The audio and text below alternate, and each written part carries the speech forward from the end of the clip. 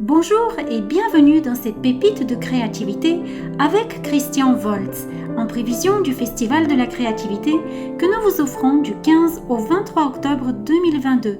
Vous découvrirez dans chacune de ces vidéos l'un des intervenants du festival pour explorer son univers créatif. Aujourd'hui, nous sommes avec Christian Volz, auteur et illustrateur de plus d'une cinquantaine d'albums uniques et très créatifs pour la jeunesse. Bonjour Christian. Bonjour. Est-ce que vous pouvez nous présenter en quelques mots qui vous êtes et quel est votre merveilleux champ de créativité?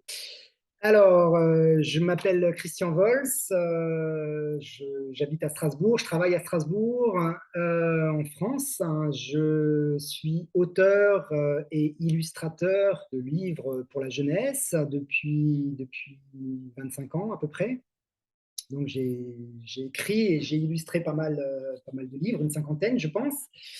Et j'ai une façon de travailler qui est un petit peu particulière, une façon d'illustrer les histoires que j'écris qui est un petit peu particulière puisque j'utilise des objets. J'utilise des objets de récupération. J'utilise principalement des objets sur lesquels le temps est passé et a laissé sa trace. Bon, je ne sais pas pourquoi, mais très tôt, ces objets-là m'ont touché et ont été très évocateurs pour moi. Et j'ai eu envie d'en faire quelque chose. Au début, je ne savais pas trop.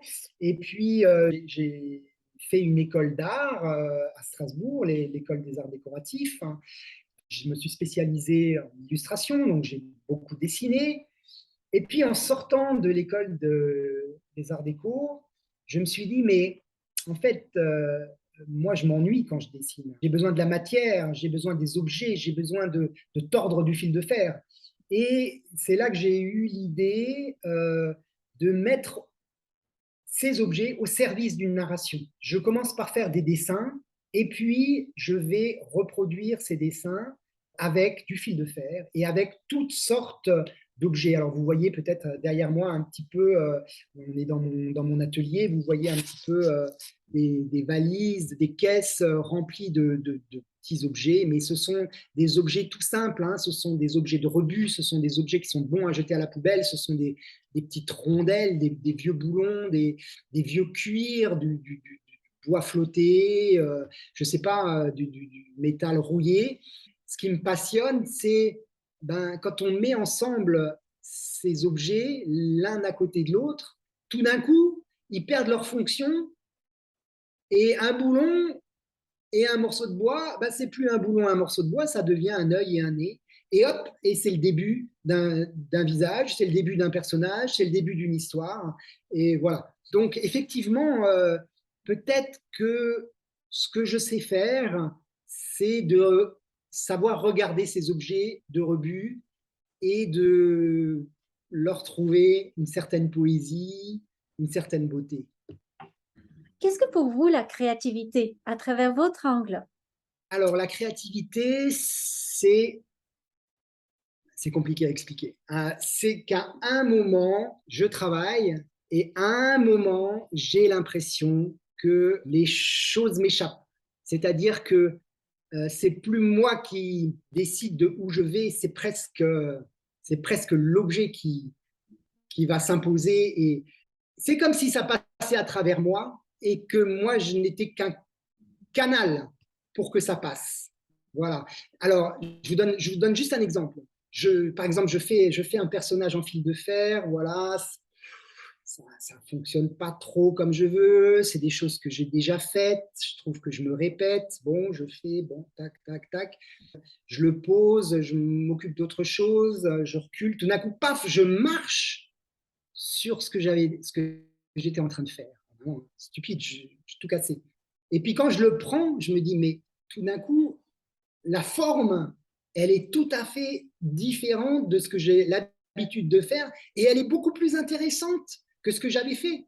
Et à partir de là, il y a quelque chose qui s'enclenche et c'est comme si, hop, j'avais tiré sur une pelote voilà, et la créativité, elle arrive là. Et à ce moment-là, les idées, elles ne s'arrêtent plus. Et à ce moment-là, le personnage, il va se créer de lui-même. Bon. Et il y a des jours où j'ai beau faire tout ce que je peux, il n'y a rien qui sort. Et il y a des jours, bah, ça sort tout seul. Mais moi, j'ai l'impression que je n'y suis pas pour grand-chose. Hmm. Voilà. Est-ce qu'il y a une expérience créative marquante pour vous que vous avez envie de nous partager? Une expérience marquante. Une expérience forte, créative, hein, de- Alors, il y a eu des expériences. En fait, à chaque fois qu'il y a une expérience vraiment créative, comme j'ai pu vous en parler, il y a quelque chose d'extrêmement jubilatoire. Et voilà, à chaque fois, c'est quand même quelque chose de fort et qui va vraiment éclairer ma journée. Mais là où j'ai eu aussi ce, cette expérience, mais d'une autre façon, c'est en travaillant avec la terre. Parce que, donc moi, je travaille principalement avec du fil de fer. Donc, voilà, je dessine dans l'espace avec mon fil de fer. Je travaille sur des choses extrêmement fines, en déséquilibre, etc. Travailler avec la terre, c'est tout le contraire. On a un bloc de terre, et il va falloir le, le faire sortir, il va falloir faire sortir quelque chose de cette masse qui est lourde pour que voilà, ça advienne quelque chose. Eh bien, ce processus créatif, ben, ça marche aussi. Voilà, je me suis rendu compte qu'en travaillant avec de la terre, je voulais peut-être faire un personnage, quelque chose, et puis ça marchait pas, ça fonctionnait pas comme je voulais, et il y a autre chose qui est sorti. Et tout d'un coup, ça me paraît évident. Ben, c'est pas du tout ce que je croyais. Et c'est comme si mes doigts, finalement, ils suivaient quelque chose qui ne m'appartient plus. Et finalement, il y a quelque chose qui est sorti qui est beaucoup plus intéressant. Et en l'occurrence, là, bah, c'était une sorte d'oiseau à long bec, ce qui n'était pas du tout prévu au départ. Il y a Mais quelque chose de l'ordre de l'intuition dans le processus créatif. en tout cas, il y a quelque chose, je ne sais pas si c'est de l'intuition, il y a quelque chose de l'ordre du lâcher-prise, c'est-à-dire que si je veux absolument aller euh, là où j'ai décidé, bah, peut-être que je vais y arriver, mais je pense il y a peu de chances que ce soit vraiment intéressant. Parce que là où je veux aller, je connais le chemin, je sais comment je vais y arriver. Si je me laisse faire, il y a quand même, et pour moi, c'est ça la créativité, c'est d'aller là où bah, je ne suis pas forcément déjà allé. Et même si ça fait 25 ans que je travaille avec les objets, ça fait 25 ans que je travaille avec le fil de fer. Morandi, il a passé sa vie à dessiner des boîtes et des petites bouteilles. Il a fait que ça. Et c'est génial, c'est magnifique, c'est touchant, c'est au possible. C'est pas parce que on tourne autour d'un sujet que c'est pas créatif, hein, mais il y a toujours quelque chose de nouveau qui apparaît. Est-ce qu'il y a eu un déclic pour vous mettre sur un chemin créatif et pour choisir cette voie? Alors, moi, je viens pas du tout d'une famille de créateurs. Hein, personne ne sait jouer d'un instrument, personne ne sait dessiner dans ma famille. Mais quand j'étais adolescent, c'est quelque chose qui a commencé à m'intéresser. J'ai acheté des livres, j'ai commencé à potasser, à aller voir des expos. Et puis un jour, ça je m'en souviens très très bien, un jour je me baladais dans une ville et j'ai ramassé un morceau de fil de fer qui traînait dans le caniveau en me disant que bah, peut-être que je pourrais en faire quelque chose. Et en fait, c'est aussi à cette période que j'ai découvert Calder, le travail d'Alexander Calder, qui est canadien, qui est mon maître contesté, en tout cas celui qui m'a le plus influencé au départ. Et voilà, et puis j'ai commencé comme ça dans ma chambre, dans mon petit appartement où j'avais absolument pas d'outils, j'avais absolument pas de poste à souder, de choses. Mais voilà, j'ai commencé à assembler du fil de fer avec un petit bout de bois, et puis après j'ai commencé à faire des balades dans la ville exclusivement pour ramasser des objets, puis pour constituer un stock. Et voilà. Puis mes premiers personnages sont nés comme ça, et puis il a commencé à y en avoir de plus en plus dans mon appartement. Et ce sont ces personnages-là qui m'ont permis de constituer un dossier pour rentrer dans une école d'art, où là, j'ai vraiment appris les bases. C'est-à-dire que moi, quand je suis rentré cette école d'art, je ne savais pas dessiner, je savais pas faire grand-chose. Et j'ai vraiment dû me coltiner un peu l'académisme pour, pour après pouvoir passer à autre chose. Mais bon, il y a eu des moments qui n'étaient pas simples. Voilà. Est-ce que vous avez l'impression que la créativité vous permet de sortir des sentiers battus? C'est la définition même de la créativité, je pense. Après, elle n'a pas forcément besoin de s'exprimer à travers une forme artistique ou plastique. Euh, je peux aussi être créatif dans mes relations, créatif dans mon écoute, dans les questions que je pose à la personne que je rencontre. Voilà, pour que peut-être la relation soit aussi plus riche. La créativité, qu'elle soit dans quelques domaines qu'elle soit, pour moi, c'est l'anti-ronron, c'est accepter que les choses ne soient pas forcément comme je les connais. Oui. Et ça peut être parfois déstabilisant. Est-ce qu'il y a des messages forts que vous voulez passer à travers votre créativité et à travers votre art? Oui, bien sûr, bien sûr. Alors, quand j'écris des histoires, j'essaye de faire en sorte qu'il y ait quelque chose qui, pour moi, est importante, que je puisse le faire passer, surtout à des enfants. Ça me paraît primordial. Là. Moi, j'écris parfois sur des sujets assez graves. J'ai écrit plusieurs livres sur la mort, sur le deuil. J'ai écrit des livres sur l'orientation sexuelle. J'ai écrit des livres sur la responsabilité personnelle, des choses comme ça. Évidemment, évidemment.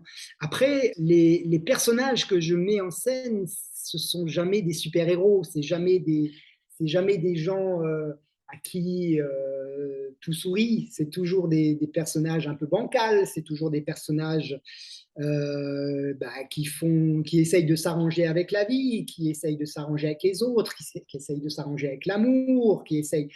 C'est jamais simple, mais c'est la condition humaine. Et je pense que c'est ça qui me touche. Et j'espère, ça qui touche aussi les lecteurs ou les personnes qui regardent mes expos, les visiteurs, quand je mets des personnages en déséquilibre, voilà, qui racontent des choses. Et des fois, je suis surpris quand certains visiteurs viennent me voir euh, pour me donner une interprétation d'une pièce, d'une sculpture, auquel je n'ai absolument pas pensé. Mais c'est génial. Voilà, c'est super. Je me dis, bah, tant mieux. La pièce, elle ne m'appartient pas. Et tant mieux si elle raconte quelque chose de différent. Moi, je ne mets jamais de titre à mes sculptures, par exemple, parce que je trouve ça oriente trop les choses et que chacun puisse se raconter son histoire à partir de ce qu'il voit. C'est ça que je trouve intéressant.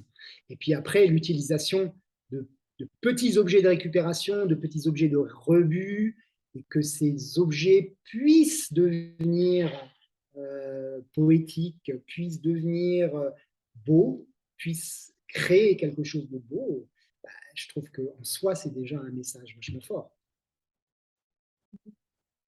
Vous nous offrez une conférence très riche pour le festival.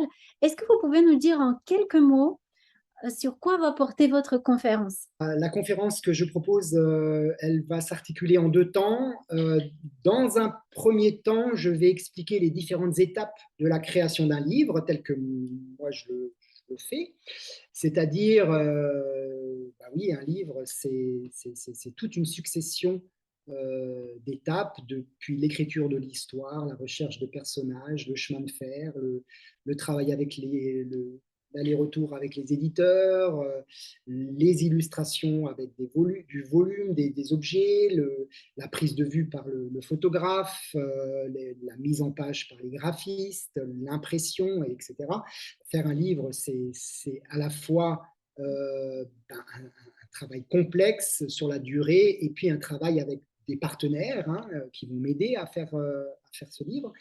Ça, c'est la première partie que je vais illustrer avec beaucoup de brouillons. En live, je vais créer une page d'un livre pour que vous compreniez bien comment je travaille avec les objets, comment je réalise une page d'un livre avec les objets.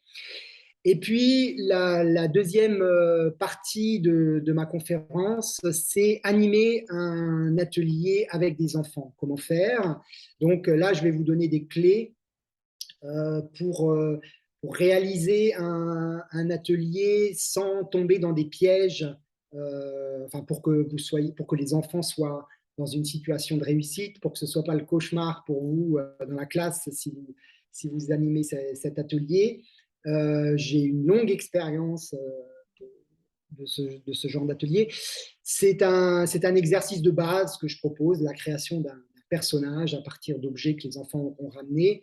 Et voilà, d'expérience, c'est quelque chose qui fonctionne bien et qui permet après de décliner ça sur des projets plus travaillés, plus ambitieux, plus complexes, que ce soit la réalisation d'un livre, toutes sortes de choses. Je vous montrerai aussi des exemples de réalisations qui ont été réalisées qui ont été faites par des enseignants. Voilà, toute une série d'exemples. Voilà. Merci beaucoup, Christian. Au plaisir de découvrir toute cette richesse. Eh bien, c'est moi qui vous remercie et je vous souhaite un très beau festival.